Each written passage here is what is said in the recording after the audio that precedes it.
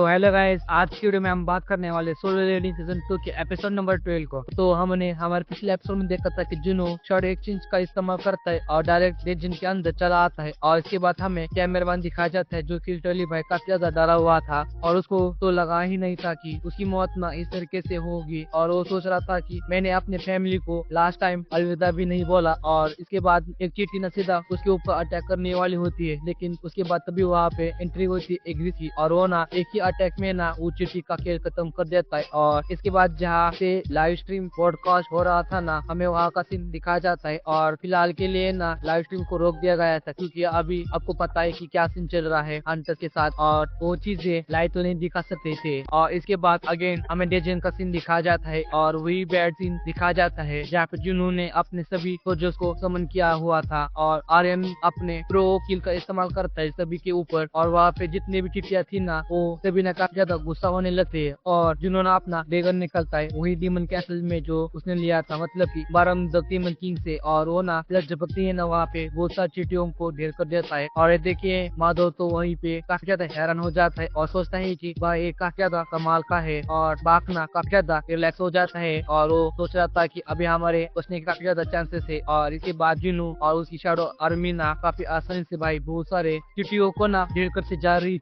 और इसके बाद जिन्हों ना सभी लोगों को ना अपना हीलिंग पोशन निकल के देता है और हीलिंग पोशन पीने के बाद ना सभी लोग ना एकदम रिकवर हो जाते, मतलब कि सभी की हेल्थ ना एकदम पहले की तरह हो गई थी। बट हमें चाह दिखाई जाती है जो कि मैंने आपको बताया ना, एक पंच के बाद वो डेर हो गई थी, इसके बाद वो नहीं उठने वाली। सेम वही होता है, वो वहाँ पे बिल्कुल भी नहीं उठ पा रही थी और जिन्हों भी बोलता है कि मुझे लगता है कि चाह के चोट ना काफी ज्यादा सीरियस है और मेरे पोशन की मदद से ना इसको ठीक नहीं किया जा सकता। और जुनू बोलता है कि हमें जल्दी से ना यहाँ से बाहर निकलना होगा और इसके बाद वो सभी लोग फिर से बाहर जाने का प्लान करते हैं, लेकिन अगेन वहाँ पे वो मॉन्स्टर दोबारा आ जाता है और इसके बाद वो एंड मॉन्स्टर ना अगेन बोलने लगता है कि वो बाहर वाला जो मॉन्स्टर था वो तुम्हारा राजा नहीं था, तो मुझे ये बताओ कि आखिरकार तुम्हारा राजा कौन है और अगर तुम लोग मुझे इसके बारे में नहीं बताओगे तो मैं तुम सभी को यहीं पे खत्म कर दूंगा। और उस मॉन्स्टर को वहाँ पे देखने के बाद ना भाई बाकी तो हालत खराब हो जाती है, मतलब कि उसको समझ में नहीं आता कि आखिरकार अब उसको क्या करना चाहिए। उसको समझ में आ गया था कि वो टोरियोजी का पता कर चुका है अगर ये मॉन्स्टर यहाँ पे है तो।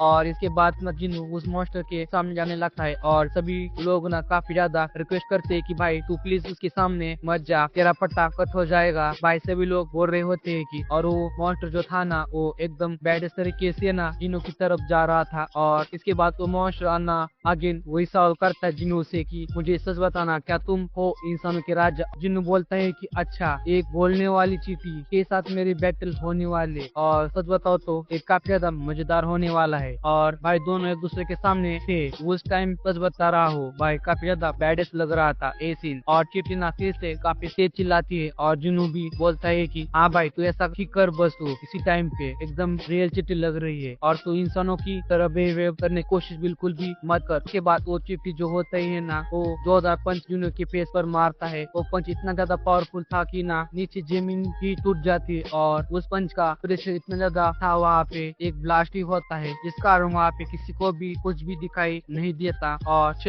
और बा को लग रहा था कि भाई जिन्होंने कुछ ज्यादा ही कम समझ लिया अपने एनिमी को और उनको तो लग रहा था कि जिन्नू का पता कट हो गया यहाँ पे। और चींटी भी बोलने लगती है कि मुझे लगा कि तुम ताकतवर होगे लेकिन तुम भी बाकियों की तरह काफी ज्यादा कमजोर हो। लेकिन लिटरली तभी वहाँ से दो हट आए और हमें जिन्नू दिखाया जाता है जिसको कुछ हुआ ही नहीं था, मतलब कि पंच लगा था बट ऐसा कुछ भी नहीं हो रहा था। भाई ये देखिए ना भाई लिटरली वहाँ पे सभी का मुंह खुला का खुला रहता है, मतलब कि मुंह बंद ही नहीं करते हैं भाई वो लोग। और इसके बाद जिन्नू कमांडर टच को एक्टिवेट करता है और अपने हाथों में ना माना को भी इकट्ठा करने लगता है। और इसके बाद वो मॉन्स्टर अगेन जिन्नू के ऊपर अटैक करने के लिए जा रहा था बट इस बार जिन्नू भी रेडी था और वो ना मॉन्स्टर के फेस पे एक जोरदार पंच मारता है और सिर्फ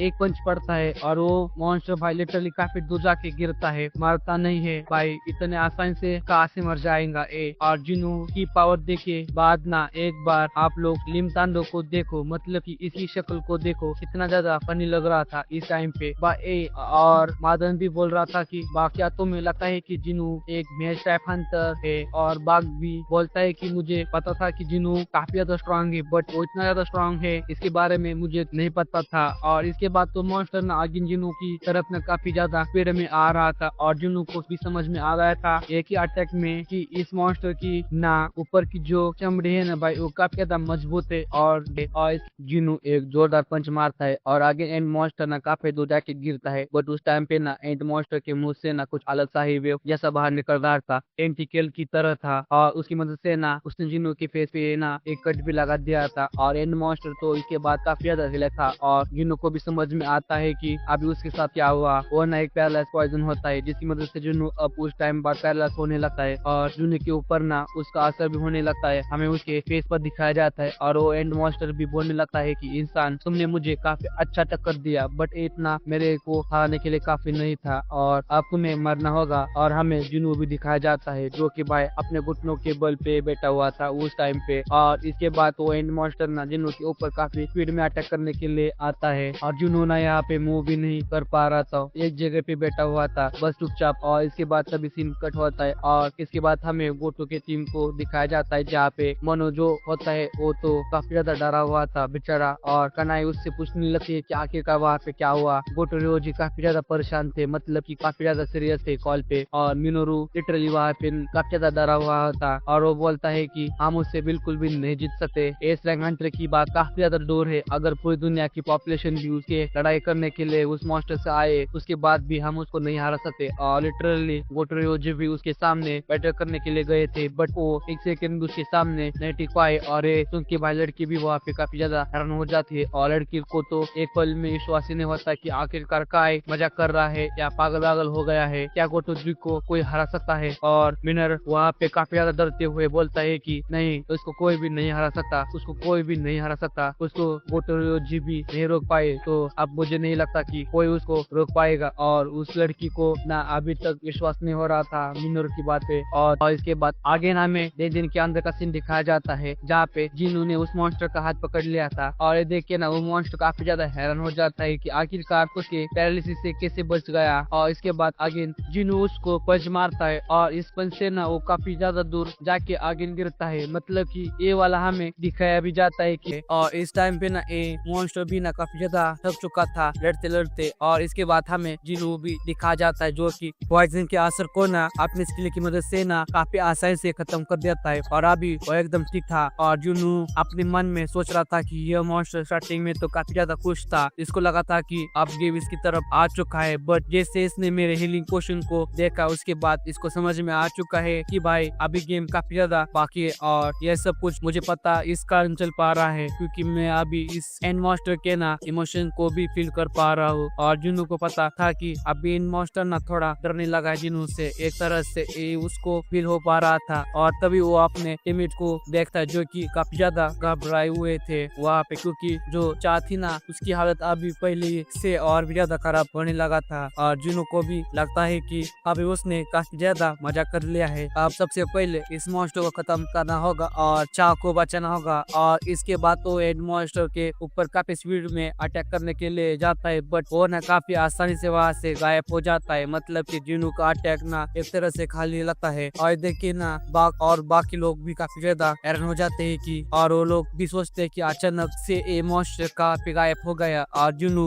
भी सोचता है कि आखिरकार ये गया कहाँ पे, बट उसको काफी आसानी से पता चल जाता है क्योंकि उस टाइम पे वो एंड मॉन्स्टर ना हवा में उड़ रहा था। और अभी एंड मॉन्स्टर को भी समझ में आ गया था कि और वो बोलने लगता है कि ये इंसान सच में काफी ज्यादा पावरफुल है और अगर मैं इससे फेस टू फेस लड़ूंगा तो मैं अपना समय ही बर्बाद करूंगा। और इसके बाद वो ना अपनी स्पीड का इस्तेमाल करने की कोशिश करता है और इसकी मदद से जिनू को हराने की सोचता है एक तरह से। और इसके बाद वो एंड मॉन्स्टर ना जिनू को भी बोलने लगता है कि मानो तुमने काफी अच्छा मेरे साथ गेम खेला बट अभी मुझे आराम करना है और तुम्हारे साथ खेलने का टाइम मेरा हो चुका है खत्म, तो मैं तुम्हें अब काफी जल्दी खत्म करने वाला हूँ। और जिनू बिना एकदम रेडी हो जाता है लड़ाई करने के लिए, मतलब कि वो भी अपना डेगर निकालता है और बोलता है कि भाई आ नया भाई मैं तो लड़ने के लिए एकदम रेडी हूँ, मुझे भी आराम करना है घर पे जाके। और इस टाइम पे ना जिनू की बॉडी भी काफी ज्यादा ग्लो कर रही थी और काफी ज्यादा बढ़िया लग रहा था। और इसके बाद जिनू और एंड मॉन्स्टर की लड़ाई आगे स्टार्ट होती है और इसके बाद लड़ाई ना स्पीड वाली होती है और कभी एंड मॉन्स्टर जिनू के ऊपर अटैक कर रहा था तो कभी जिनू एंड मॉन्स्टर के ऊपर अटैक कर कर रहा था। बट जो भी हेडमास्टर को लगता है ना कि भाई वो अपनी स्पीड की मदद से जिनू को फांस देगा, तो यहाँ पे वो फिर से गलत साबित हो जाता है, क्योंकि जिनू भी काफी बड़े वाला स्पीड में टक्कर दे रहा था। और लिटरली आप लोग मानोगे नहीं, ये टाइम पे ऐसा आता है ना जहाँ पे जिनू ही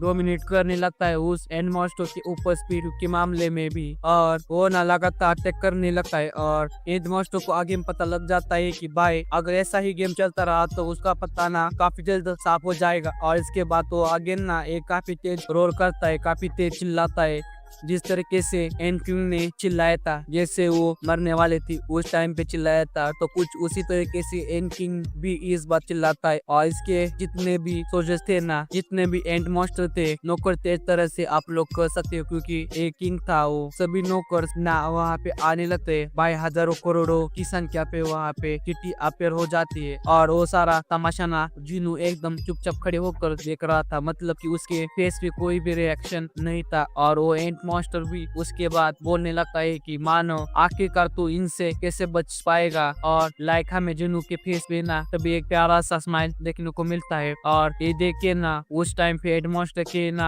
आंखें खुले के खुले रह जाते और सोचता है कि भाई आप क्या सोच रहा है इस टाइम पे। और इसके बाद आप सभी को भी समझ में आ गया था कि क्या होगा। जिनू अपने सभी शैडो आर्मीज को बाहर निकलता है, और इसके बाद जिनू की शैडो आर्मी होती है ना, वो भी अपना काम स्टार्ट कर देती है। मतलब कि एक तरह से एग्रेस मार रहा होता है, एक तरह से ऑफ मार रहा होता है, और सभी को मारे रहे होते हैं, सभी हेडमास्टर को भी, मतलब कि वहाँ पे। और ऐसा चीजें देखी वो हेडमास्टर जो होता है वो तो और भी ज्यादा हैरान हो जाता है, और वो सोच रहा था कि यह मानव इतना ज्यादा खतरनाक कैसे हो सकता है। और इसके बाद वो हेडमास्टर सोचने लगता है कि जब मैं पैदा हुआ था तो मैं सबसे ज्यादा ताकतवर था, और मेरे सामने कोई भी आया मैं उसको नहीं छोड़ता, मैं उसको मार के उसकी पावर्स को कंज्यूम कर लिया। और मुझे नहीं लगा था कि कोई इस दुनिया में होगा जो कि मुझे भी टक्कर दे पाएगा, और मैं अपने आप को इस दुनिया का राजा मानता था। बट आखिरकार ये मेरे साथ क्या हो रहा है अभी मुझे कुछ भी समझ में नहीं आ रहा। और अगर मुझे इस दुनिया में सरवाइव करना है, मुझे इस दुनिया को खत्म करना होगा, तो मुझे अभी इंसानों को खत्म करना होगा, और उसके बाद ही मैं कुछ कर सकता हूँ। और इसके बाद वो एंड मॉन्स्टर ना हीलिंग एबिलिटीज का इस्तेमाल करने लगता है, जो कि मीम की एबिलिटी होती है जो इसने एब्जॉर्ब कर लिया था, उसका इस्तेमाल करता है। और ये चीजें ना जिन्हों को भी समझ में आ जाता है कि फिलहाल अभी मीम की एबिलिटी का इस्तेमाल कर रहा है। और जिन्हों भी उस टाइम पे सोच रहा था कि शायद मैंने ये पहला ऐसा मॉन्स्टर देखा है जो कि अपने अपोनेंट के स्किल को ना एब्जॉर्ब करके उसको इस्तेमाल कर सकता है। और इस टाइम पे वो जिन्हों के पेनिस थे ना, वो काफी ज्यादा ब्लैडर्स लग रहे थे देखने में, बट इससे उस एंड मॉन्स्टर का क्या ही फर्क पड़ता है। वो एंड मॉन्स्टर काफी ज्यादा पिटता है, इसके बाद भी जिन्हों उसको काफी गंदी तरीके से मारता है, उसको यहाँ तक कि उड़ने भी नहीं दे रहा था। जिन्होंने भाई इतना मारता है कि, और जिन्हों बिना उस टाइम पे ये सोच रहा था कि अपना टाइम आ गया है, मैं काफी ज्यादा थक चुका हूँ, बोर हो चुका हूँ, अब मैं इसको खत्म कर दूंगा। और लिटरली आप लोग मानोगे नहीं, अभी कुछ चैप्टर पहले जो एड मास्टर दिखता भी नहीं था, एस रैंक हंटर का ना गर्दन अलग कर देता था, वो अब लिटरली अभी जिन्हों से ना डर के भाग रहा था, वो हाथ पाव के बल पे ना रेंग रहा था। उसके पंख तो जिन्होंने तोड़ दिए थे, इस कारण वो हाथ पाव की मदद से रेंग के भागने की कोशिश कर रहा था इस टाइम पे। मतलब क्या आप लोग सोच सकते हो जिन्हों कितना ज्यादा पावरफुल हो गया है। लेकिन इसके बाद जिन्हों जब मारता है काफी ऊंचा जंप करता है, अगेन दोनों डेगर निकलता है और उन डेगर के साथ अपना फाइनल अटैक करता है। और इसी के साथ एड मास्टर का खेल यहाँ पे हो जाता है खत्म।